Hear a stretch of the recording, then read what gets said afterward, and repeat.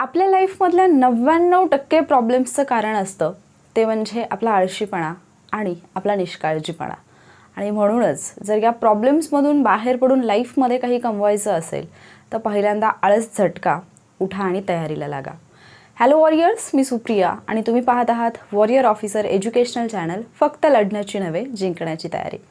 आजच्या व्हिडिओमध्ये मी कंबाईनच्या एक्झामसाठी म्हणजे 8 ऑक्टोबरला होणारी जी संयुक्त पूर्व परीक्षा गट ब ही जी एक्झाम आहे MPSCची, तर त्या परीक्षेसाठी उरलेल्या दिवसांचं तुमचं नियोजन कसं असायला पाहिजे.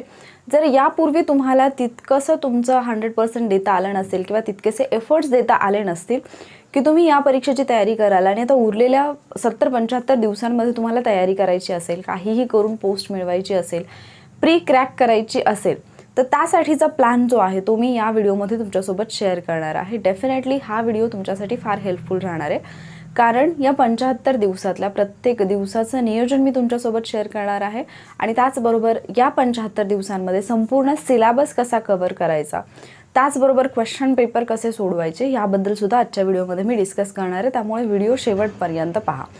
तर सगळ्यात पहिला मुद्दा, जर आपण आत्तापासूनचा विचार केला तर 8 ऑक्टोबरला एक्झाम आहे. जर 8 ऑक्टोबरपर्यंतचा जर आपण विचार केला तर जुलै मंथ यावेळेला 31 दिवसांचा महिना आहे. ऑब्वियसली ही तुमच्यासाठी म्हणजे तुम्ही लकी आहात की 31 दिवसांचे 2 महिने सलग तुम्हाला मिळत आहेत, जुलै आणि ऑगस्ट.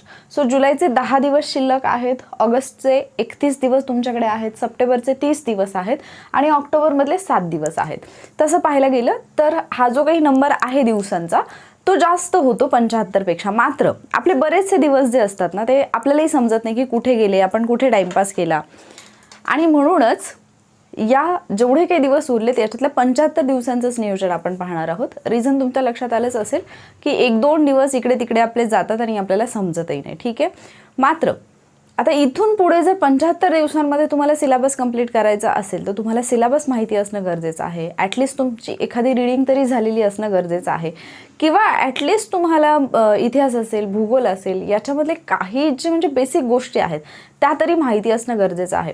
अगदीच तुम्हाला काहीच माहिती नाही आणि तुम्ही या प्रवाहात उतरलेले आहात तर 75 दिवसामध्ये तयारी करणं अवघड जाणार आहे. मात्र तुम्हाला थोडीफार आयडिया असेल. अर्थात आपण स्कूलमध्ये असताना वगैरे जो पार्ट शिकलो तो बराचसा पार्ट इकडे अभ्यासाला असतो, त्यामुळे त्याची तुम्हाला आयडिया असेलच हे गृहीत धरूनच मी पुढचा प्लॅन तुम्हाला सांगत आहे. मग जर तसा आपण विचार केला तर आपल्या एक्झामसाठी जे काही 75 दिवस आपण काउंट करतोय, या 75 दिवसांमध्ये आपल्याला एक्झॅक्टली अभ्यास कशाचा करायचा आहे.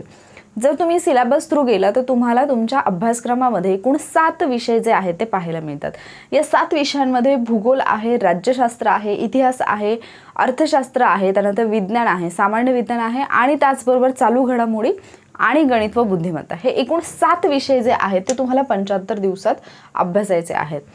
जर एक इन जनरल जो मुलांचा अप्रोच असतो की जेवढे डेज आहेत त्याला सब्जेक्टनी भागायचं आणि जर दिवस काढायचे म्हटलं तर तुमच्याकडे एका सब्जेक्टसाठी 10 ते 11 दिवस आहेत. मग 10 ते 11 दिवसामध्ये एक सब्जेक्ट अभ्यासून होणं पॉसिबल आहे का, या प्रश्नाचं उत्तर प्रत्येक विद्यार्थ्याचं वेगळं वेगळं असू शकतं. मात्र आपल्याला काय करायचं आहे, प्रत्येक सब्जेक्टला आपण इक्वल टाईम देऊ नाही शकत. प्रॅक्टिकली ते म्हणजे तुम्ही जर विचार केला तर प्रॅक्टिकली ती गोष्ट थोडीशी चुकीचीच आहे. त्याचं रिझन म्हणजे जर तुम्ही हे 7 सब्जेक्ट पाहिले तर या 7 सब्जेक्टचा इम्पॉर्टन्स, या 7 सब्जेक्टचा आवाका, या 7 सब्जेक्टवरून येणारे क्वेश्चन, जे प्रश्नांची संख्या आहे ती, याच्यावरती असणारं म्हणजे या सब्जेक्टसाठी असणारे मार्क्स, या सर्वच गोष्टींचा विचार केला तर सर्वच सब्जेक्टला आपल्याला इक्वल इम्पॉर्टन्स देऊन चालत नाही. म्हणजे असं नाही की मी इकॉनॉमिक्स 15 दिवस केलं म्हणून मी जॉग्राफी पण 15 दिवसच करणार, किंवा सायन्सला मला 20 दिवस लागले म्हणून मी बाकी सब्जेक्टना पण 20 दिवस देईन. या पद्धतीने अभ्यास करायचा अट्टहास तुमचा असायला नाही पाहिजे. तुम्हाला कळलं पाहिजे की तुमचा स्ट्रॉंग सब्जेक्ट कुठला आहे, की बाबा ज्याचं माझं ऑलरेडी बऱ्यापैकी झालंय किंवा हा सब्जेक्ट मला एकदा वाचला तरी समजतो. ज्या सब्जेक्टला जास्त वेळ देण्याची गरज नाही आहे, समजा एखादा सब्जेक्ट तुमचा 10 दिवसांमध्ये कव्हर होतोय तर त्याच्यासाठी तुम्ही 15 दिवस का वाया घालवाल. लक्षात येते. किंवा एखादा विषय असा आहे की जो तुम्हाला अभ्यासण्यासाठी 15 दिवसांची गरज आहे तर तो सब्जेक्ट फक्त दुसऱ्या सब्जेक्टला मी 10 दिवस दिलेत म्हणून मी त्या 15 दिवस लागणाऱ्या सब्जेक्टला पण 10 दिवस द्यावेत. हे म्हणजे शुद्ध मूर्खपणा आहे. असं काही करायची गरज नाही आहे. तुम्हाला काय करायचं आहे की तुम्हाला ज्या सब्जेक्टसाठी जेवढे दिवस देणं इम्पॉर्टंट वाटतं किंवा आवश्यक वाटतं, जसं की एखादा विषय आहे तो तुम्हाला थोडासा टफ जातोय बट स्कोरिंगचा विषय आहे आणि तो अभ्यासणं गरजेचं आहे असं तुम्हाला वाटतंय, ॲटलिस्ट त्याच्यामधले काही टॉपिक अभ्यासणं गरजेचं आहे असं तुम्हाला वाटतं, तर त्याला तितकासा वेळ देणं गरजेचं आहे. काही सब्जेक्ट आहेत जे तुम्ही ऑलरेडी वाचले, तुम्हाला येते, त्याच्यावरचे प्रश्न सुटत आहेत, सगळं काही तुमचं तोंडपाठ असल्यासारखं आहे, तर विनाकारण मला टाइम टेबलमध्ये 10च दिवस द्यायचे आहेत किंवा 15च दिवस द्यायचे आहेत त्या सब्जेक्टला, म्हणून विनाकारण त्याच्यावरती वेळ वाया घालवण्यात काहीही अर्थ नाही. आलं लक्षात? म्हणजे इथे तुम्हाला थोडंसं स्मार्ट बनण्याची गरज आहे. कुणीतरी एका व्यक्तीने प्लॅन सांगितला, त्यांनी सांगितले की 10-10 दिवस द्या, 15-15 दिवस द्या प्रत्येक सब्जेक्टला, म्हणून माझा अभ्यास झाला 10 दिवसात, तरी मी 15 दिवस त्याच सब्जेक्टवरती अडकून पडणार, यात कसलाही शहाणपणा नाही आहे. तर हे जे 75 दिवस आहेत, 7 विषयांसाठी दिले तर 10 ते 11 दिवस मिळतात, मी आत्ताच सांगितलं, बट आपल्याला तसं करायचं नाही आहे. त्याचं रिझन म्हणजे तुम्हाला 75 दिवसांमध्ये जे दिवस हे 75 डेज जे तुम्हाला डिवाईड करायचे ते 5 सब्जेक्टसाठीच करायचे आहेत. कारण चालू घडामोडी आणि गणित बुद्धिमत्ता याला तुम्हाला डेली वेळ देणं हे गरजेचंच आहे. गणित बुद्धिमत्तेसाठी प्रत्येक दिवशी का वेळ द्यायचं आहे? कारण गणित बुद्धिमत्ता हा एक विषय असा आहे की ज्याला प्रॅक्टिसची फार गरज असते. जेव्हा तुम्ही प्रॅक्टिस करता तेव्हाच तुम्ही एक्झाममध्ये क्वेश्चन्स अटेम्प्ट करू शकता, तेव्हाच तुम्ही एक्झाममध्ये त्या दिलेल्या टाईममध्ये गणित बुद्धिमत्तेचे प्रश्न सोडवू शकता आणि तुम्ही चांगला स्कोर करू शकता. अदरवाईज तुमची गणित बुद्धिमत्तेची तयारी चांगली आहे, तुम्हाला सगळे प्रॉब्लेम सुटतात, मात्र तुम्हाला त्याचे टेक्निक्स माहिती नाही आहेत, ट्रिक्स माहिती नाही आहेत आणि तुम्ही काय करताय की रेग्युलर जसं माझं गणित फार चांगलं आहे, तुम्ही कुठलेही गणित द्या, मी तुम्हाला तासात सोडवून दाखवतो, या ॲटिट्यूडनी तिथे पाहणं गरजेचं, म्हणजे ते पाहणं तिथे योग्यच नाही आहे. तुम्हाला काही सेकंदामध्ये फार तर एखाद्या प्रश्नासाठी एखादा मिनिट तुम्हाला मिळू शकतो, तेवढ्या वेळेत तुम्हाला गणित बुद्धिमत्तेचे प्रश्न सोडवायचे आहेत आणि म्हणूनच तुमची स्पीड इन्क्रीज होण्यासाठी, त्याचबरोबर ॲक्युरेसी इन्क्रीज होण्यासाठी मॅथ्स रिझनिंगची डेली प्रॅक्टिस ही मस्ट आहे. सो तुम्हाला मॅथ्स रिझनिंग डेली करायचं आहे. करंट अफेअर्स हा एक असा विषय आहे की जो बाकीच्या विषयांसारखं तुम्ही एकदा अभ्यासलात आणि मोठा गॅप घेतलात आणि परत अभ्यासायला घेतलात तर तुमच्या लक्षात राहील असं नसतं. करंट अफेअर्ससुद्धा तुम्हाला रेग्युलर रीड करावे लागतात. त्याचं रिझन म्हणजे याच्यामध्ये विसरलं जाण्याचे चान्सेस फार मोठ्या प्रमाणावर असतात. दुसरा मुद्दा, हे जे सब्जेक्ट आहेत त्याचे एक ठरलेला पॅटर्न आहे, ठरलेले टॉपिक आहेत, आपल्याला माहिती की याच्यावरती मॅक्झिमम टाइम्स क्वेश्चन आलेले आहेत. एखादा दुसरा क्वेश्चन हा चेंज होऊ शकतो, बट 15 प्रश्न जर एखाद्या विषयावरती येत असतील तर त्याच्यापैकी 12 ते 13 प्रश्न असेच असतात जे आत्तापर्यंत ज्या टॉपिकवरती क्वेश्चन्स येत आहेत त्याच टॉपिकवरती आलेले असतात. असं कधीच नाही होत की एखाद्या सब्जेक्टचे 15 क्वेश्चन आहेत आणि 15च्या 15 क्वेश्चन्स आयोगाने अशा टॉपिकवरून दिलेत ज्या टॉपिकवर यापूर्वी कधीच प्रश्न विचारलेले नाही. हे कधीच होत नाही. ठीक आहे.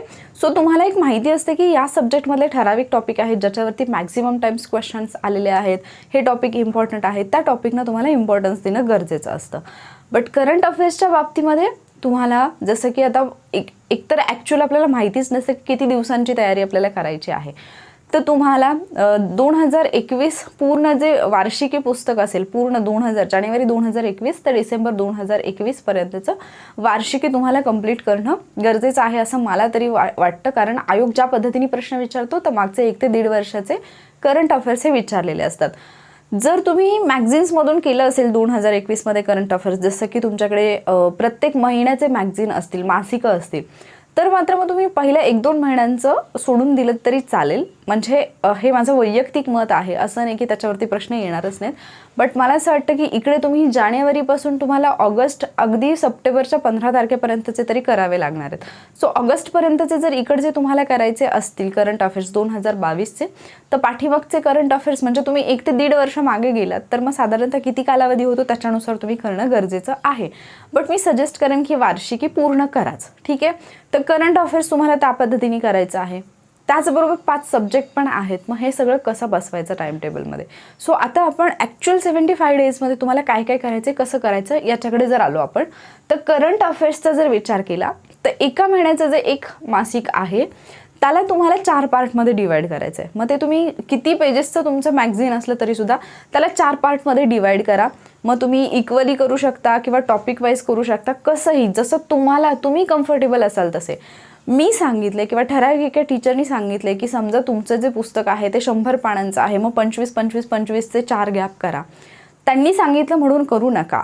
जर समजा तुमच्याकडे 100 पानांचं पुस्तक आहे आणि तुम्हाला 4 पार्ट करायचे, तुम्हाला असं वाटतं की नाही म्हणजे मी याच्यामधले जे टॉपिक आहेत जसे की आर्थिक घडामोडी आहेत, राजकीय घडामोडी आहेत, तर या टॉपिकनुसार मी त्यांना 4 पार्टमध्ये डिवाईड करेन, तर तुम्ही तसंही करू शकता.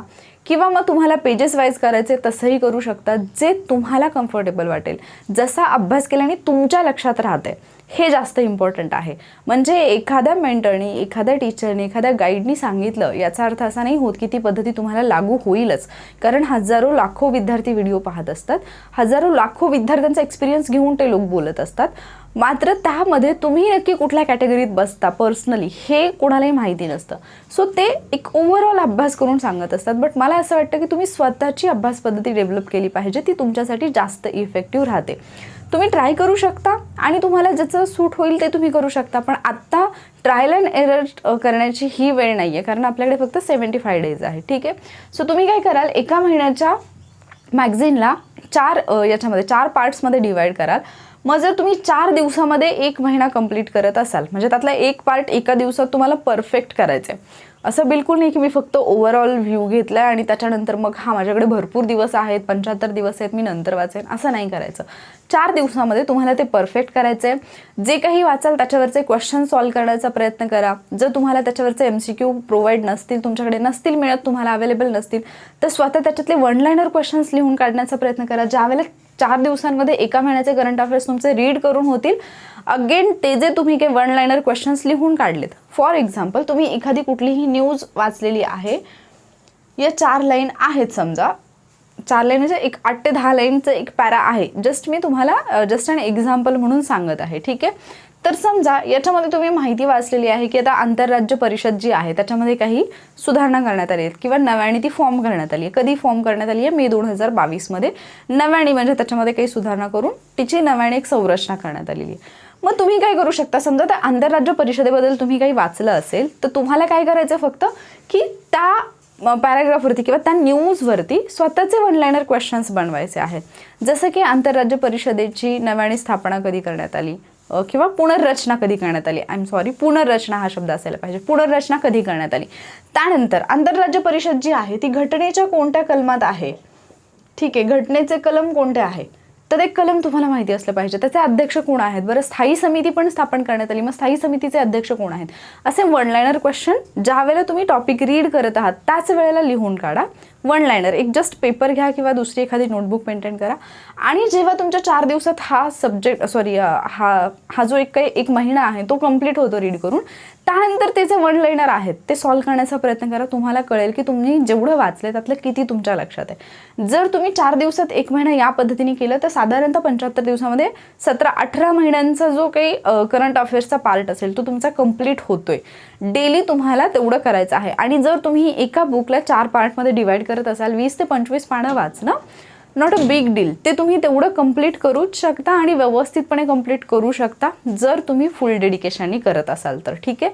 सो तेवढं तुम्हाला होऊ शकतं. बाकीचे विषय सांभाळत. ठीक आहे. तर बाकीचे विषय कुठले सांभाळायचे आहेत. Maths reasoning.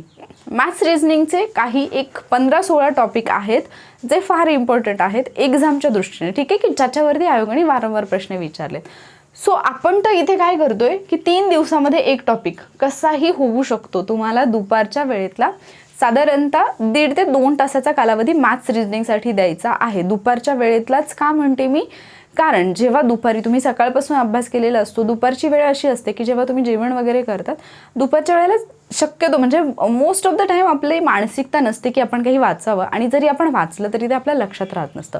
So best way हा असतो की तो जो वेळ आहे तो जो तुम्ही मॅथ्स रिझनिंगसाठी दिला, तर मॅथ्स रिझनिंगचा स्टडी करताना आपले हात चालू राहतात, कारण आपण क्वेश्चन रीड करतो आणि ते आपण सॉल्व्ह करतोय.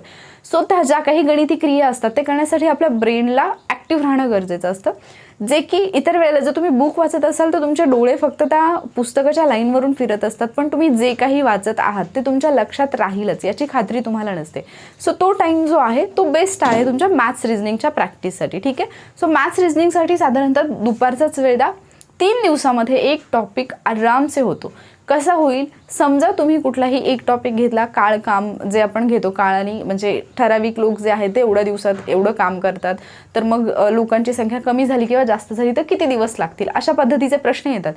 तर फर्स्ट डेला काय कराल तुम्ही, त्या टॉपिकचं जे बेसिक आहे ते सगळं समजून घ्याल की हे म्हणजे एक्झॅक्टली इथे मला काय करावं लागतं, याचं एखादं सूत्र आहे का, याची दुसरी एखादी टेक्निक आहे का. मग हे असंच का होतं, समजा 10 लोक काम करत आहेत, 10 लोकांना किती 5 दिवस लागत आहेत, मग इकडे लोक वाढल्यानंतर दिवस कमी लागतील की जास्त लागतील, ही बेसिक कन्सेप्ट आहे. आणि काही क्वेश्चन जसे की लास्ट टाइम आलेला क्वेश्चन जो होता तो प्रश्न वाचूनच समजत होता. कारण जर 10 लोकांना 5 दिवस लागत आहेत तर ज्यावेळेला तिथे 15 लोक होतील तर त्यांना 5 दिवसांपेक्षा कमीच कालावधी लागेल, कारण लोक वाढलेले आहेत. लक्षात येते, जास्त लोक आहेत म्हणजे कामाला कमी दिवस लागतील. आणि 5 पेक्षा जास्तवाला जर ऑप्शन असेल तर तो ऑप्शनच येणार नाही, तर एलिमिनेशनवरूनच उत्तर निघत होतं. तर या बेसिक गोष्टी ज्या आहेत ना त्या फर्स्ट डेला समजून घ्या. सेकंड डेला काय करा की जेवढे प्रॉब्लेम्स तुमच्या बुकमध्ये, जे पण प्रॅक्टिसचं बुक तुमच्याकडे असेल त्याच्यातून जेवढे पण प्रॉब्लेम्स आहेत ते तुम्ही सगळे सॉल्व करा.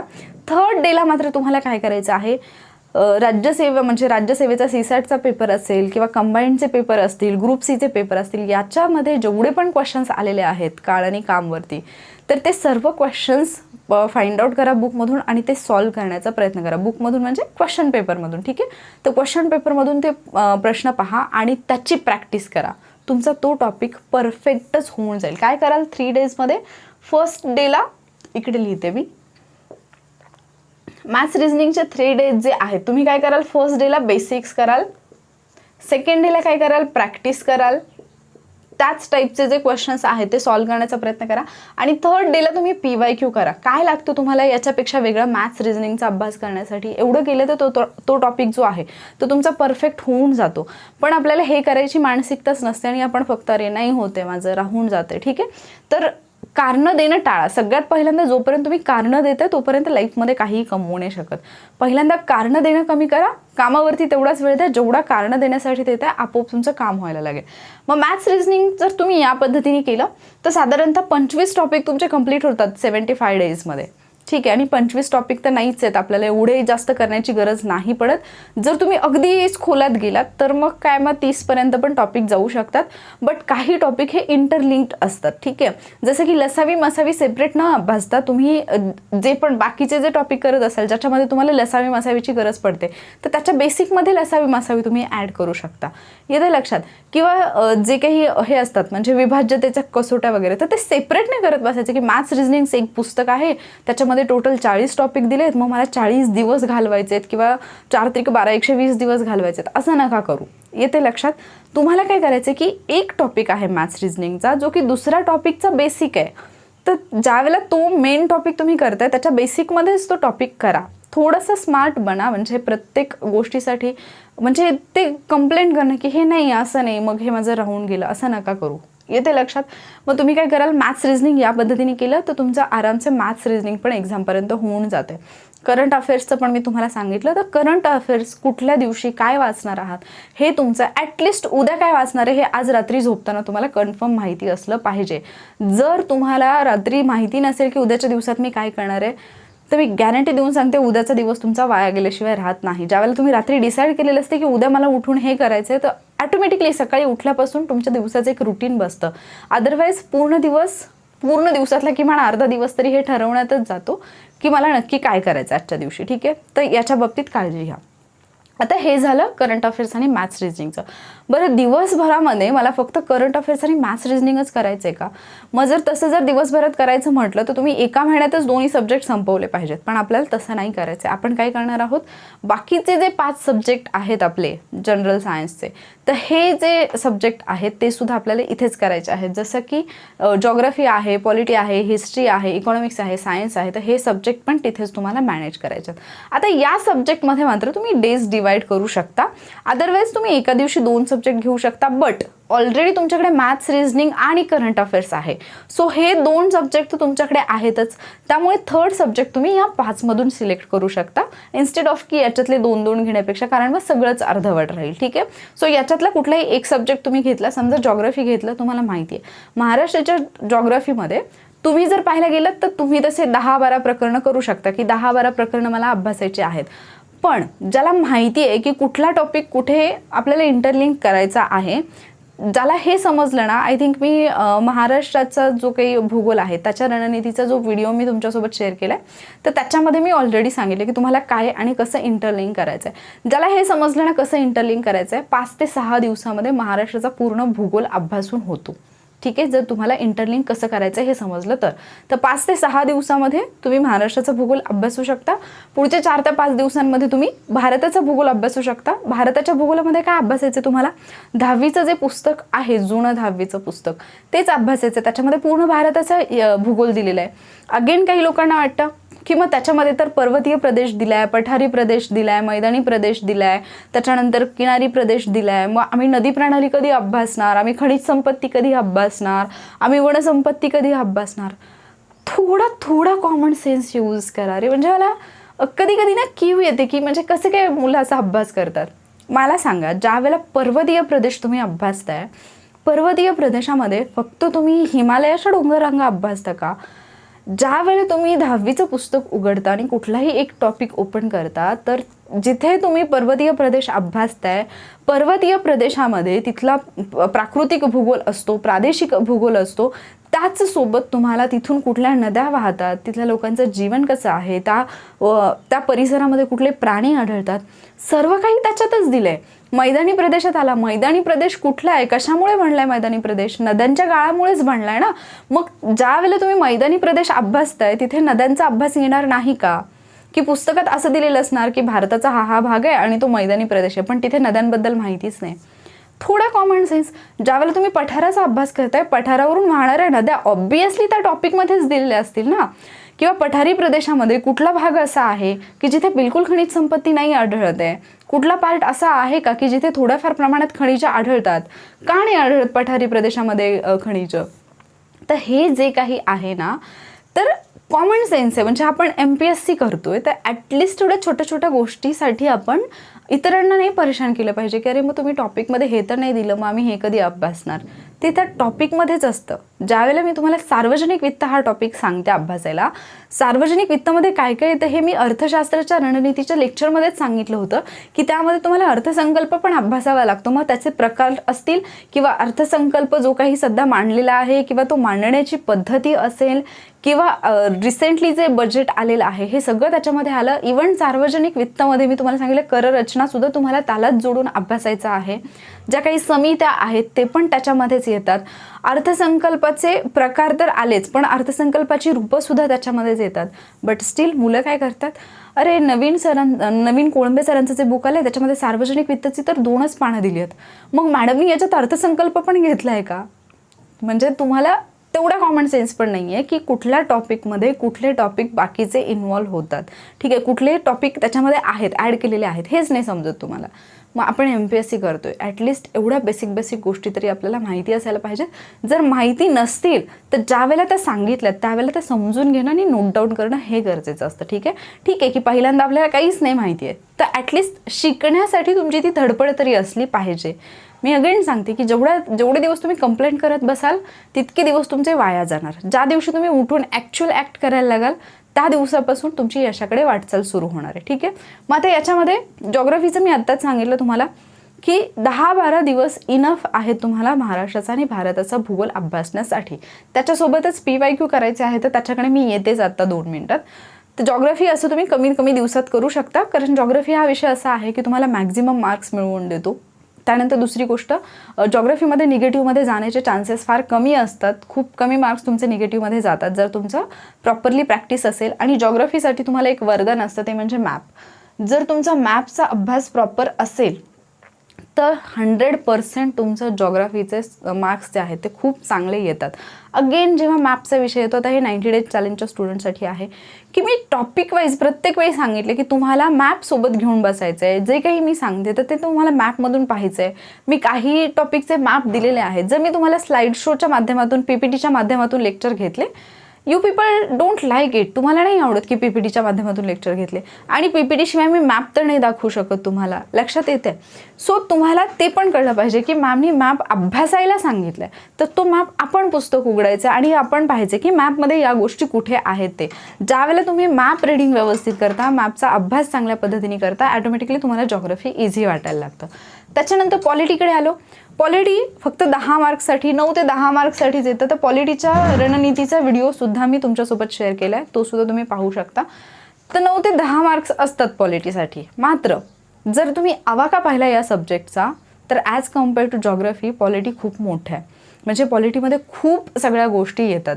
ज्यावेळेला फक्त सिलेबसमध्ये घटनेचा प्राथमिक अभ्यास म्हटलं जातं, तर शब्द म्हणजे 2 ते 3च शब्दांमध्ये सांगण्यात आले की घटनेचा प्राथमिक अभ्यास, पण त्याच्यामध्ये पूर्ण घटना येते. म्हणजे जेव्हा आपण पूर्ण घटना म्हणतो त्यावेळेला पूर्ण घटना म्हणजे अगदी सर्वच्या सर्व कलमं पाठ करत बसायची गरज असते का? नाही. पण जे काही टॉपिक आहेत त्याच्यामधले महत्त्वाचे ते करणं गरजेचं असतं. जसं की प्रस्तावना माहिती पाहिजे, घटनेची पार्श्वभूमी माहिती पाहिजे, घटनेतले संसद असेल किंवा आता राष्ट्रपती आहेत, म्हणजे जसे की आता निवडणूक आल्यात त्यामुळे तो पण टॉपिक एक महत्त्वाचा ठरतो. न्यायव्यवस्था आहे, सगळंच काही येतं, वेगवेगळे घटनात्मक आयोग आहेत, तर खूप गोष्टी येतात याच्यामध्ये. मग ते सगळं घटनेच्या प्राथमिक अभ्यासामध्ये येतं. आयोगाने फक्त एवढं सांगितलं, घटनेचा प्राथमिक अभ्यास, आयोगाचं काम संपलं, पुढे तुमचं काम सुरू होतं. मग त्याच्यामध्ये तुम्हाला कळलं पाहिजे की तुम्हाला प्रायोरिटी कशाला द्यायची आहे, कुठला टॉपिक असा आहे की जो तुम्हाला करायचाच आहे, जो की तुम्हाला बिलकुल स्किप नाही करायचा, हे तुम्हाला ठरवता आलं पाहिजे.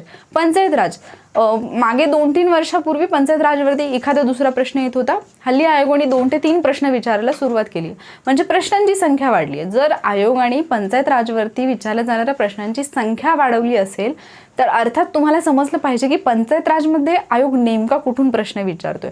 आपण आयोगाने यापूर्वी काय प्रश्न विचारलेत का, कुठले टॉपिक कव्हर केलेत का, हे पाहत नाही आणि फक्त पंचायत राज फार वास्ट आहे आणि मी कसं अभ्यासू एवढंच म्हणत बसतो, मग माझ्याकडे सोर्स नाही आहे. आयोग स्वतःच एक सोर्स आहे. आयोगाने जे पॉईंट दिलेले आहेत, आयोगाने एक प्रश्न विचारलाय ना, तर त्या प्रश्नातला प्रत्येक म्हणजे ऑप्शन सहित पूर्ण तुम्हाला ते ॲनालाइज करायचे. ज्यावेळेला तुम्ही त्याचं डिटेलमध्ये विश्लेषण करता तर ॲटोमॅटिकली पुढच्या वर्षी येणारे प्रश्न जे आहेत ते तुम्हाला सोडवता येतात. हे झालं पॉलिटीच्या बाबतीत. तर ऑलरेडी मी याची स्ट्रॅटेजी दिलेली आहे, त्यामुळे याच्यावरती मी जास्त काही बोलत नाही. 12 ते 13 दिवस तुम्ही ते करू शकता, पण तुम्हाला अगेन इथे पण टॉपिक इंटरलिंक करायचे. जसं की संसदेसोबतच विधिमंडळ अभ्यासा, केंद्रीय मंत्रिमंडळासोबतच राज्याचं मंत्रिमंडळ अभ्यासा, राष्ट्रपतीसोबतच राज्यपाल अभ्यासा, महान्यायवादीसोबतच महाधिवक्ता अभ्यासा. हे जे टॉपिक आहेत ना, किंवा UPSC सोबत MPSC अभ्यासा. तर हे ज्यावेळेला तुम्ही पॉलिटीचा अभ्यास करताय तर अर्ध पुस्तक इकडे अर्ध पुस्तक इकडे असं करून जर तुम्ही अभ्यासलं, म्हणजे तसंच अभ्यासावं लागतं, तेव्हाच ते तुमच्या परफेक्ट लक्षात राहतं. आणि पॉलिटीसाठी तीच स्ट्रॅटेजी महत्त्वाची आहे, तर त्याच्यातून तुमचा वेळ पण वाचतो. त्यानंतर हिस्ट्रीच्या बाबतीमध्ये ज्या वेळेला आपल्याला सिलेबसमध्ये आपण पाहतो तर आधुनिक भारताचा इतिहास महाराष्ट्राच्या विशेष संदर्भासह. ठीक आहे.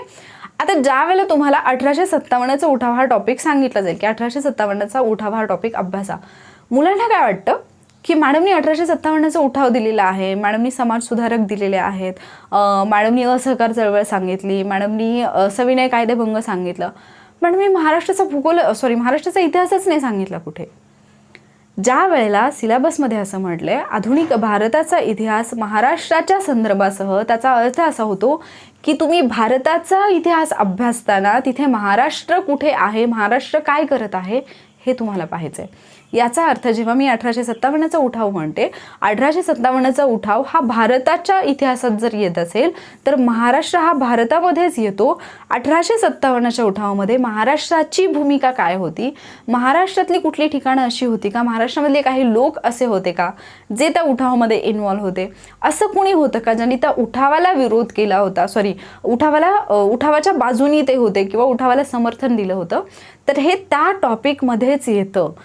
तुम्हाला त्या टॉपिकचं म्हणजे आयोगाने एका लाईनमध्ये दिलं तर आपल्याला ती एकच लाईन दिसते, तसं तुम्हाला टॉपिकचं नाव सांगितलं की तुम्ही एवढंच सांगितलं, मग ते ठराविक एका बुकमध्ये तसं दिलं आहे म्हणून तुम्ही त्या टॉपिकला तसं समजता. तर असं समजण्याची चूक नाही करायची. ज्या वेळेला मी इतिहासामधल्या एखाद्या टॉपिकचं नाव सांगते, असहकार आंदोलन सांगते, असहकार आंदोलनामध्ये महाराष्ट्रातल्या काही व्यक्तींचा सहभाग होता का, मग महाराष्ट्राचा सहभाग तिथे कशा पद्धतीने होता हे तुम्हाला कळलं पाहिजे आणि त्याच दृष्टीने तो अभ्यास करायचा असतो.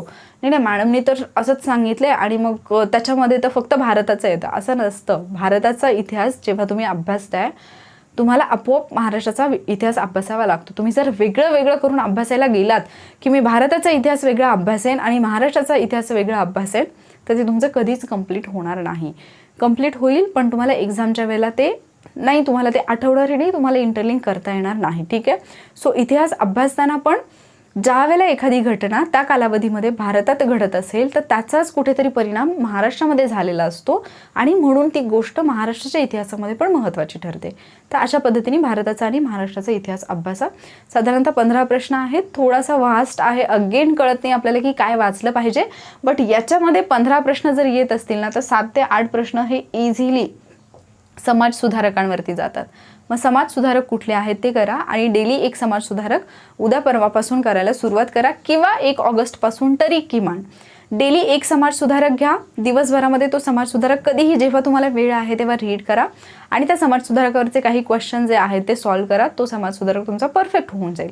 या पद्धतीने जर केलं तर तुमचे ऑगस्ट महिना आहे, सप्टेंबर महिना आहे, 2 महिन्यात तुमचे 60पेक्षा जास्त समाज सुधारक होत आहेत, जेवढे की तुम्हाला अभ्यासायचे पण नाही आहेत. आले लक्षात? तर अशा पद्धतीने समाज सुधारकांचा अभ्यास करा. त्यानंतर इकॉनॉमिक्सकडे आलो तर इकॉनॉमिक्सबद्दल अगेन 15 डेजमध्ये तुम्ही कव्हर करूच शकता.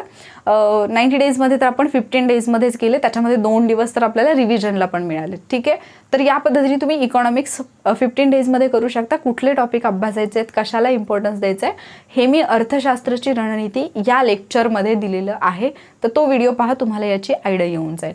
आता आलो आपण सायन्सकडे. तर सायन्सला मी थोडे जास्त दिवस दिलेत. त्याचं रिझन तुम्हाला माहितीच आहे. सायन्समध्ये तुम्हाला फक्त एक हे नाही अभ्यासायचं, म्हणजे एक उपघटक नाही अभ्यासायचं किंवा एक शाखा नाही अभ्यासायची. सायन्समध्ये तुम्हाला बायो पण अभ्यासायचं आहे, तुम्हाला फिजिक्स पण अभ्यासायचं आहे, तुम्हाला केमिस्ट्री पण अभ्यासायचं आहे. हे सगळं करून तुम्हाला कळलं पण पाहिजे की याच्यातून एक्झामला कुठला पार्ट येणार आहे. एक्झाममध्ये आत्तापर्यंत सायन्समध्ये कशाला जास्त महत्त्व दिले आहे, बायोला जास्त महत्त्व आहे, फिजिक्सला आहे की केमिस्ट्रीला आहे.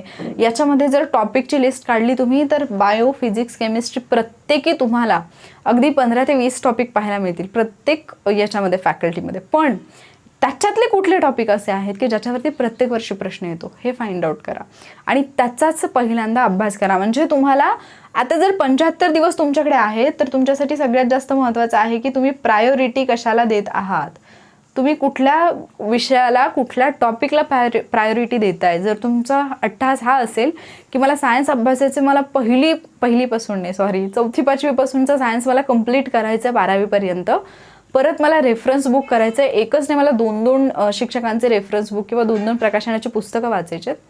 सायन्स तुम्ही 75 दिवस घालवले तर तुमचं फक्त सायन्सच होईल. इथे लक्षात. तर थोडंसं स्मार्ट बनण्याची गरज आहे.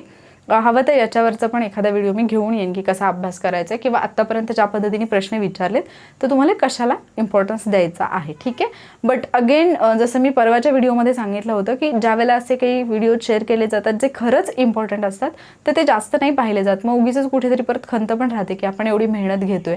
कारण हे टॉपिक तुमच्यापर्यंत घेऊन यायचं म्हटलं तर असं नाही की मी जस्ट पुस्तक उघडलं आणि पुस्तकातले टॉपिक तुम्हाला सांगितले. मला पण प्रिव्हियस इयर क्वेश्चन्स पाहावे लागतात, कुठल्या टॉपिकला आयोगाने कसे प्रश्न विचारतात हे सगळं अभ्यासावं लागतं. देन तो व्हिडिओ तुमच्यापर्यंत येतो. आणि एवढी मेहनत घेऊन जर तुमच्यापैकी लोक ते बघतच नसतील तर मग का म्हणून म्हणजे मेहनत घेऊ, असा प्रश्न कधी कधी मलाही पडतो. ठीक आहे, तर हे झालं सब्जेक्टच्या बाबतीत. आता हे जे काही मी दिलेलं आहे 12-13 दिवस किंवा 15 दिवस 17 दिवस हे मी अप्रॉक्सिमेटली दिले. याच्यामध्ये तुम्ही तुमच्या सोयीनुसार बदल करू शकता. एखाद्या विद्यार्थ्याचा सायन्स फार स्ट्रॉंग आहे, त्याचा ऑलरेडी सायन्सचा अभ्यास आहे, सायन्स बॅकग्राऊंड आहे, सायन्सचे जे क्वेश्चन्स येतात 15 क्वेश्चन त्यापैकी 12-13 क्वेश्चन्स त्या विद्यार्थ्याला इझिली सुटतात. काही गरजच नाही आहे त्या विद्यार्थ्यांनी 17 दिवस देण्याची, येते लक्षात. बट त्याला इकॉनॉमिक्स अवघड जाते तर सायन्सचे दिवस थोडे कमी करा, इकॉनॉमिक्सकडे ॲड करा. हेच प्रत्येकाला करायचं आहे. जर तुम्हाला थोडंफार कुठे सब्जेक्टमध्ये वाटत असेल की नाही म्हणजे हा सब्जेक्ट माझ्यासाठी इझी आहे तर त्याला थोडेसे दिवस तुम्ही कमी देऊ शकता. पण महत्त्वाचं जे आहे ते सुटू नये. प्रायोरिटी कशाला देताय दॅट इज व्हेरी इम्पॉर्टंट. ठीक आहे, आता येतो महत्त्वाचा मुद्दा. हे तर 75 दिवसामध्ये सगळे सब्जेक्टच बसवले आपण, मग क्वेश्चन पेपर कधी सॉल्व्ह करणार आणि क्वेश्चन पेपर सोडवत बसलो तर मग अभ्यास कधी करणार. ठीक आहे, तर आता क्वेश्चन पेपरमध्ये इथे अगेन तुम्हाला प्रायोरिटी द्यायची आहे प्रिव्हियस इयर क्वेश्चन पेपर्सना. ठीक आहे, पहिल्यांदा आयोगाचे पेपर सोडवा, त्याच्यानंतर टेस्ट सिरीजकडे जा. मग आता हे तुम्ही कसं करू शकता, हे तर मी सगळं 75 दिवसांमध्ये बसवलं. याच्यामध्ये तुम्हाला टेस्ट वगैरे सॉल्व्ह करायला कुठे वेळच नाही मिळाला. तर काय कराल, समजा तुम्ही 5-6 दिवस अभ्यास केला, 5-6 दिवसानंतर तुम्हाला असं कुठेतरी वाटायला लागलं की आता मला नाही राहते इंटरेस्ट किंवा मला हे कंटिन्यू करताना थोडंसं बोर वाटते. आयोगाचा कुठलाही पाठीमागच्या वर्षीचा स्पेसिफिकली अगोदर घेताना 2021पासून मागे जा, 2021चा, 20चा, 19चा असे पेपर घ्या, कारण त्याचा फायदा जास्त होईल. कारण सध्या आयोगाचा जो पॅटर्न आहे, म्हणजे प्रश्न विचारण्याची पद्धती आहे, ती थोडी चेंज होते. सो त्याच्याशी तुम्हाला यूज टू होणं गरजेचं आहे. त्यामुळे रिसेंटलीचे जे पेपर्स आहेत ते सोडवा. पण याचा अर्थ बिलकुल असा होता की मागचे क्वेश्चन पेपर जे आहेत त्यांना निग्लेक्ट करा. कारण लास्ट टाइम मी तुम्हाला ज्यावेळेला पेपरचं ॲनालिसिस दाखवलं होतं त्यावेळेला मी तुम्हाला हे दाखवून दिलं होतं, आय थिंक सप्टेंबरमध्ये झालेल्या एक्झामच्या बाबतीत, की 2014 आणि 15ला जे प्रश्न आयोगाने विचारलेले आहेत त्याच प्रश्नपत्रिकांमधल्या प्रश्नांच्या संदर्भाने सर्व प्रश्न आले होते. सप्टेंबर 2021मध्ये की 20मध्ये जो पेपर झाला, 21मध्ये आय थिंक. तर तो जो पेपर झाला ना, तर त्याच्यामध्ये 2014-15च्या क्वेश्चन पेपरच्या रेफरन्समधून क्वेश्चन आले होते. म्हणजे अगदी 15पैकी 13-14 प्रश्नांचा रेफरन्स डिरेक्टली तुम्हाला 14-15च्या क्वेश्चन पेपरमधून मिळतो. STIचे असतील, PSIचे किंवा ASOचे, या तिन्ही पोस्टचे जे पेपर्स आहेत ते मी दाखवले होते. तर त्या दृष्टीने तुम्हाला म्हणजे आत्ता पॅटर्न थोडासा चेंज होतोय, म्हणून तुम्हाला थोडंसं काय करायचं आहे, मागे जाऊन पाहणं गरजेचं आहे. पण पहिल्यांदा तुम्हाला ॲटलिस्ट प्रश्नांचं स्वरूप समजणं गरजेचं आहे. म्हणून तुम्ही रिसेंटलीचे जे पेपर झाले ते आधी अभ्यासाल. आता एक प्रश्न मला खूप विचारला जातो विद्यार्थ्यांकडून, की मॅम जर क्वेश्चन पेपर सोडवला आणि ॲनालिसिस केलं, म्हणजे आज तुम्ही क्वेश्चन पेपर सोडवायला सांगितला, आज मी काय केलं बरं, आज मी क्वेश्चन पेपर सोडवण्यासाठी 1 तास घालवलेला आहे, त्याच्यानंतर दिवसातले माझे 4 ते 5 तास गेले याच क्वेश्चन पेपरचं ॲनालिसिस करण्यात. मग मी अभ्यास कधी करणार? क्वेश्चन पेपर सोडवला, क्वेश्चन पेपरचं ॲनालिसिस करत बसलो आणि त्याच्यामुळे माझा अभ्यासच राहून गेला. मग मी अभ्यास कधी करणार? किती म्हणजे मला हसायला येतं अशा प्रश्नांवर. मला सांगा, हा क्वेश्चन पेपर तुम्ही सॉल्व्ह केला म्हणजे तुम्ही प्रश्न किती सोडवले? 100 प्रश्न सोडवले. 100 प्रश्नांचं तुम्ही ॲनालिसिस केलं. हे जे काही 100 प्रश्नांचं तुम्ही ॲनालिसिस केलं आहे, समजा पॉलिटीचे 10 प्रश्न आहेत, 10 प्रश्नांचं ॲनालिसिस केलं. ॲनालिसिस केलं म्हणजे काय केलं तुम्ही? तो प्रश्न वाचला, त्या प्रश्नाचे 4 ऑप्शन वाचले, त्याच्यातला बरोबर ऑप्शन शोधला, बाकीचे 3 ऑप्शन जे आहेत त्याच्याशी रिलेटेड माहिती पुस्तकातून अभ्यासली. तो जो काही प्रश्न आहे तो ज्या पण टॉपिकवरती आला असेल, फॉर एक्झाम्पल राष्ट्रपतीच्या निवडणुकीशी संबंधित प्रश्न आला की राष्ट्रपतीच्या निवडणुकीशी संबंधित खालीलपैकी कलम कोणते? ठीक आहे, 2 कलम 54-55 दोन्ही कलम आहेत आणि बाकीची कलमं पण दिलेत तिथे. समजा 56 पण दिलेला आहे, 60 पण दिलेला आहे. तर असे काही ऑप्शन आहेत. तुम्ही काय केलं? प्रश्न वाचला, राष्ट्रपतीच्या निवडणुकीशी संबंधित कलम कोणतं? 54-55. ठीक आहे, पद्धत सांगितली एकामध्ये तो कोटा वगैरे ते सगळं सांगितलेलं आहे. मग आता हे 2 कलमं तर झाली, निवडणुकीशी संबंधित आहेत. बरं, 60मध्ये काय आहे? पुढचा ऑप्शन आहे तो तुम्ही पाहिला पुस्तकात जाऊन की हां 60मध्ये शपथ दिलेली आहे. 61मध्ये काय आहे? हा महाभियोग दिलेला आहे. ठीक आहे, तर अशी तुम्ही कलमं पाहिली. आता ही कलमं पाहिल्यानंतर तुम्ही बुकमध्ये जाऊन ज्यावेळेला पाहताय की महाभियोग आहे, तर तुम्ही महाभियोगाची पद्धती पाहाल ना, ज्यावेळेला शपथ आहे. मग राष्ट्रपतींच्या शपथेचं वैशिष्ट्य काय आहे ते तुम्ही तिथं पाहिले. राष्ट्रपतीची निवडणूक वरती विचारली, तर तुम्ही 54-55 पाहताय, तर निवडणुकीमध्ये भाग कोण घेतं? महाभियोग इकडे पाहिलं तर महाभियोगात भाग कोण घेतं? तुम्ही एवढं सगळं पाहिलं. बरं, आता राष्ट्रपतीशी संबंधित एवढी 4-5 कलमं पाहिलीच आहेत, तर चला थोडं मागे जाऊयात. मग राष्ट्रपती एक्झॅक्टली संसदेच्या कुठल्या भागात आहे, राज्यघटनेच्या कुठल्या भागात आहे, कुठल्या प्रकरणात आहे, कुठली कलमं आहेत जी राष्ट्रपतीशी संबंधित आहेत, थोडं ओव्हरऑल व्ह्यू आपण घेऊयात. इथे तुम्ही राष्ट्रपती हे जे प्रकरण आहे, या 100 प्रश्नांमधल्या एका प्रश्नाचा अभ्यास करताना राष्ट्रपती प्रकरणातला किमान अर्धा पार्ट तरी तुम्ही अभ्यासलात ना, अभ्यासच झाला ना. हे ज्यावेळेला तुम्ही 100 प्रश्नांच्यासाठी करताय, तुम्ही 100 प्रश्नांचा अभ्यास केला म्हणजेच तुम्ही प्रत्येक विषयाचे 15 प्रश्न, म्हणजे 15 प्रश्नांपैकी म्हणजे 15 प्रश्न ज्या टॉपिकवर आले ते 15 टॉपिक ते तुम्ही रिवाईज केले. त्याच्यातला बराचसा पार्ट जो तुमच्या नजरेतून सुटलाय तो तुमच्या लक्षात इथे आला. कळतंय? मग तुम्हाला आणखी अभ्यास कसला पाहिजे? म्हणजे एक डेफिनेशन झाली. अभ्यास करायचं म्हणजे काय? तर उठायचं, पुस्तक उघडायचं आणि वाचायचं. मॅडमनी सांगितले आज हा धडा रीड करायचा आहे, हा धडा आहे, त्याचा अभ्यास करायचा आहे. चला, मी उठलो, पुस्तक उघडलं. आज काय सांगितलंय? महाराष्ट्राचा भूगोल सांगितलंय, नदी प्रणाली सांगितली. चला, धड धड धड धड नुसतं वाचत जायचं. ज्यावेळेला त्याच्यावरती क्वेश्चन येतो तर मार्क्स 0. हे नाही करायचंय. ज्यावेळेला तुम्ही क्वेश्चन पेपर सोडवताय, त्याचा ॲनालिसिस करताय, त्यावेळेला तुमचा अभ्यासच होत आहे याचं भान राहू द्या. आणि या प्रेशर खाली की क्वेश्चन पेपर सोडवले तर अभ्यास कधी करणार, या प्रेशर खाली मुलं क्वेश्चन पेपरच नाही सोडवत आणि अभ्यासाला जातात, म्हणजे पुस्तक वाचत बसतात. आणि पुस्तक वाचताना हा विचार करतात की मी तर वाचतच बसलोय, मग मी क्वेश्चन पेपर कधी सोडवणार, मला टेस्ट सोडवायला वेळ कधी मिळणार. मग इकडेही लक्ष नाही आणि इकडेही लक्ष नाही आणि याच्यामध्ये तुमची कुठलीच तयारी होत नाही. आणि जेव्हा एक्झामचा दिवस असतो त्या दिवशी मग अगदी साधे साधे सोपे सोपे वन लायनर क्वेश्चनसुद्धा तुम्ही चुकवून येतात. तर थोडंसं म्हणजे तुम्ही जे काही दिवसभरामध्ये करताय ते क्वेश्चन पेपर सॉल्विंग असेल, PYQ असेल किंवा दुसरे कुठले प्रॅक्टिस क्वेश्चन सोडवत असाल किंवा आपल्या टेलिग्राम चॅनलवरती जे डेली क्वेश्चन्स दिले जातात ते क्वेश्चन्स तुम्ही सोडवत असाल, कुठलेही क्वेश्चन तुम्ही सोडवत असाल आणि त्याचं ॲनालिसिस करत असाल तर तो तुमच्या अभ्यासाचा भाग आहे हे लक्षात असू द्या. त्यामुळे त्याचं बर्डन घेण्याची गरज नाही. ठीक आहे. सो तुम्हाला ॲटलिस्ट 4 ते 5 दिवसाच्या गॅपनंतर एक क्वेश्चन पेपर असे क्वेश्चन पेपर घ्यायला सुरुवात करा. त्याचा ॲनालिसिस करा. जो सब्जेक्ट तुम्ही समजा जॉग्राफी अभ्यासत आहात, जॉग्राफी अभ्यासताना तुम्ही एक क्वेश्चन पेपर घेतला आणि सॉल्व्ह केला तर त्यातलं जॉग्राफी जे आहे ते अगदी डीपमध्ये ॲनालिसिस करा. म्हणजे जॉग्राफी तुमचा एनी हाव तर इकडे तुम्ही रिडिंग तर करताय प्लस क्वेश्चन पेपर सोडवत असताना त्याच्यातून जॉग्राफी तुमचं परफेक्ट झालं.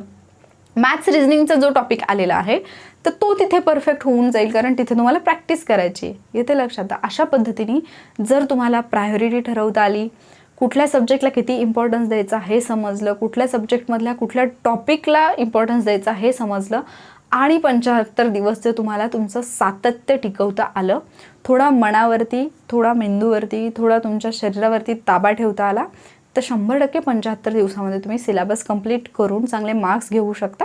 फक्त चांगले मार्क्स नाही तर तुम्ही क्वालिफायसुद्धा होऊ शकता. पण कधी ज्याला 75 दिवस तुमची कन्सिस्टन्सी राहील तेव्हा. कारण मला माहिती आहे की 75 दिवस कंटिन्यू करणं हे प्रत्येकाला शक्य होत नाही. अभ्यास प्रत्येकजण करतोय लक्षात घ्या. बरेच विद्यार्थी आहेत, हजारो विद्यार्थी आहेत जे उठतात आणि लायब्ररीत जातात. लाखो म्हणजे लायब्ररीवाले श्रीमंत झाले याच्यात. उठतात मुलं आणि लायब्ररीत जाऊन बसतात पण त्याच्यातले बोटांवर मोजणे इतके पास होतात. त्याचं रिझन हेच आहे की आपण काय करतोय ते योग्य दिशेने करतोय की नाही आणि त्याच्यामध्ये सातत्य आहे की नाही हे समजणं गरजेचं आहे. पुढचे 75 दिवस ज्याला टाईमपासला टाटा म्हणता आलं, ज्याला बाकी सगळ्या फालतू गोष्टी कळल्या की हे फालतू आहे, हे माझ्यासाठी महत्त्वाचं नाही आणि त्याला टाटा बाय बाय करता आलं, त्यालाच पोस्ट हाय करेल. अदरवाईज तुम्ही जर प्रत्येक वेळेला जो कोणी दिसेल त्याला हाय बाय करत बसलात, मे बी ते समोरासमोर असेल किंवा मेसेज थ्रू असेल, हाय हॅलो जर करत बसलात तर तिकडे तुम्हाला तुमची पोस्ट बाय बाय करून निघून गेलेली तुम्हाला कळणारही नाही. ठीक आहे. सो भानावर या बऱ्याच गोष्टी आहेत या 75 डेजबद्दल जे की म्हणजे पुढे एक छोट्या छोट्या गोष्टी असतात ज्या तुम्हाला माहिती नसतात आणि त्याच्यामध्ये तुमचं नुकसान होतं. तर त्या वेळोवेळी व्हिडिओच्या माध्यमातून मी घेऊनच येईन कारण हा व्हिडिओ खूप लेंदी होईल. सो आय होप की तुम्हाला समजलं असेल की 75 डेजमध्ये तुम्हाला काय करायचं आहे. MCQ प्रॅक्टिससाठी तुम्ही आपला टेलिग्राम चॅनल जो आहे वॉरियर ऑफिसर, ज्याचा ID आहे @warrior officer, तो तुम्ही जॉईन करू शकता. इथे तुम्हाला डेली MCQ मिळतात ज्याच्यातून तुम्ही जे पण म्हणजे तुम्ही जे काही टॉपिक अभ्यासले असतील किंवा जरी तुमच्या अजून अभ्यासाचे बाकी असतील तरी तुम्हाला एक आयडिया येऊन जाईल की प्रश्नामध्ये म्हणजे प्रश्नांच्या माध्यमातून तुमची तयारी कशी होऊन जाते. त्या प्रश्नाचं उत्तर तुमचं बरोबर येते चुकीचं येते याच्यावरून तुम्हाला कळेल की तुमचा अभ्यास किती झाला आहे. तर डेली मी क्वेश्चन्स सेंड करत असते. ॲक्च्युली ते वॉरियर्सनी सेंड केलेले असतात जे मी तुमच्यापर्यंत पोहोचवत असते. तर हा टेलिग्राम चॅनल आपलं जॉईन करा जिथे तुम्हाला प्रश्न सोडवायला मिळतील ज्याचा तुम्हाला एक्झामसाठी फार मोठ्या प्रमाणावर फायदा होईल. त्याचबरोबर जे काही बुक्सचे PDF असतात स्टेट बोर्डचे, ठीक आहे, कुठल्याही रेफरन्स बुकचे नाही, स्टेट बोर्डचे जे PDF वगैरे असतात ते पण मी तिथे शेअर करते. क्वेश्चन पेपर्स पण शेअर करत आहे. सो तुम्हाला त्याचा डेफिनेटली एक्झामपर्यंत फायदा होईल. आणि एक महत्त्वाची गोष्ट, फक्त मटेरियल गोळा करत बसू नका, त्या मटेरियलचा वापर करा. अदरवाईज माझ्याकडे एवढ्या सगळ्या PDF आहेत पण त्या वाचायला वेळ नाही आहे आणि एक वाचायला लागलं की दुसरीची आठवण येते, दुसरी वाचायला लागली की तिसरीची आठवण येते, एका ठिकाणी तुम्ही कॉन्सन्ट्रेट करू शकत नाही. तर हे सगळं करू नका. ठीक आहे. फार थोडे दिवस राहिलेत, अजूनही वेळ गेलेली नाही. ॲटलिस्ट एवढं मी म्हणू तरी शकते की अजूनही वेळ गेलेली नाही आहे. त्यामुळे जागे व्हा आणि अभ्यासाला लागा. याच्याबद्दल जर काही डाऊट असेल, याच्यामध्ये तुम्हाला काही जर चेंजेस सुचवावेसे वाटत असतील तर डेफिनेटली कमेंटमध्ये सांगा. जे काही तुमचं सजेशन असेल त्याच्यासाठी नेहमीच वेलकम असेल. आणि जर तुम्हाला याच्यामध्ये काही डाऊटही असेल की मॅम म्हणजे हे करताना थोडंसं डाऊटफुल वाटतंय किंवा इथे प्रॉब्लेम येईल असं वाटतंय तर ते सुद्धा बिनधास्तपणे कमेंटमध्ये सांगा. नक्कीच मी जो काही तुमचा डाऊट असेल तो क्लिअर करण्याचा प्रयत्न करेन. ठीक आहे. आणि वॉरियर ऑफिसरचे व्हिडिओ जर तुम्हाला हेल्पफुल वाटत असतील तर लाईक करत जा, शेअर करत जा आणि चॅनलला सबस्क्राईबसुद्धा करा. थँक्यू.